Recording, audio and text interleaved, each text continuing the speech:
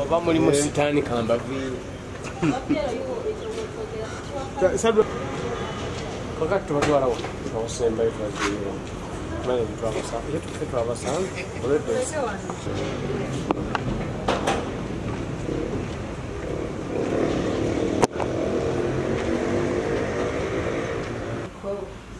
era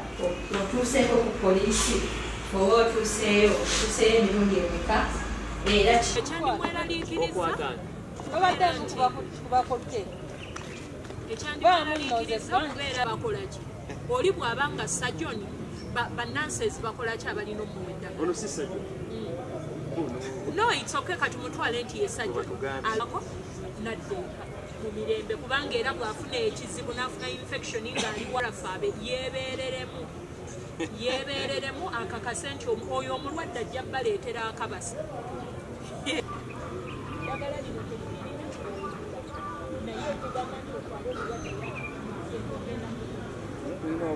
kati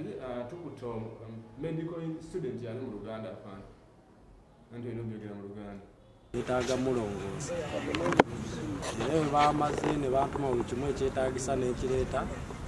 zageze okuwera ssaawa nnya nga bamaze omulongoosa ye yaluddeyo okudda omwana eyasoose ne wayitawo ndowooza dakika nga 45 n'omukulu n'akomawo bwe yakomyewo omusawo omu kwabadde alongoosa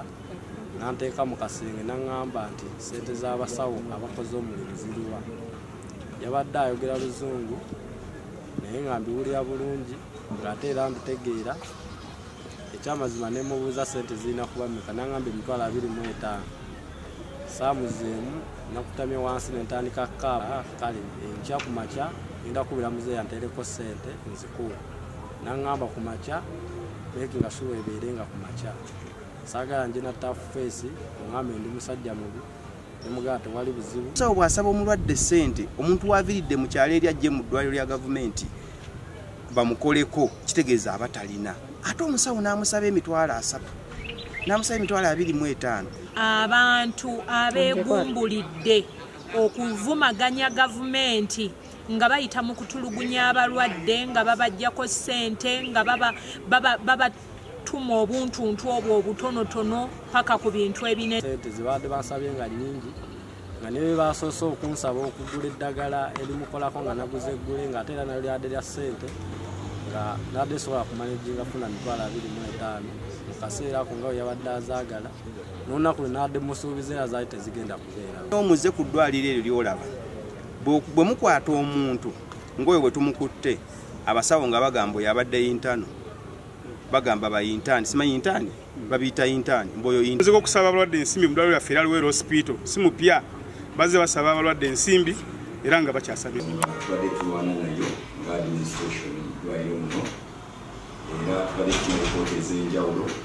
mulimu oluuse z'abasawo eziyitamu embeera eyo obugema nti bajjeko ssente maternity oluusi bajjeko ssente oba ntibagirako omusaayi obona gye bakeera twalise MCBs naye naku entwenyigiramu nga administration era mu kwenyigiramu abasawo bamu bangi etukwatidde mu mbeera eyo bagobeddwa okuva ku ddwaliro lino especially abalinga ba intaani ate abalala ne bazzaayo ssente bwe tuba tukikakasiza nti ddala babajjako ssente ezo tuzikwala netuziza bannanyini abasawo bonna aba Luweero hospital ate si Luweero hospital yokka abasawo mwenna mu ggwanga nti ensonga eno ey'okwenyigira mu kujjako abantu ssente mugibeeko temugyenyigiramu obanga ejja kubaleetera obuzibu batwongera ssente ng'abasawo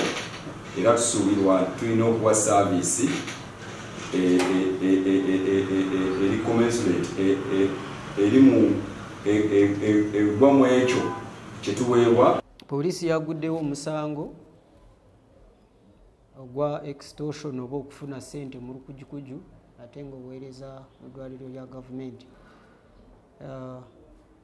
Ate ng'eddwaliro lya gavumenti services ziba za bwereere oba obuweereza buba bwa bwereere. Gavumenti y'eddwaliro okugezaako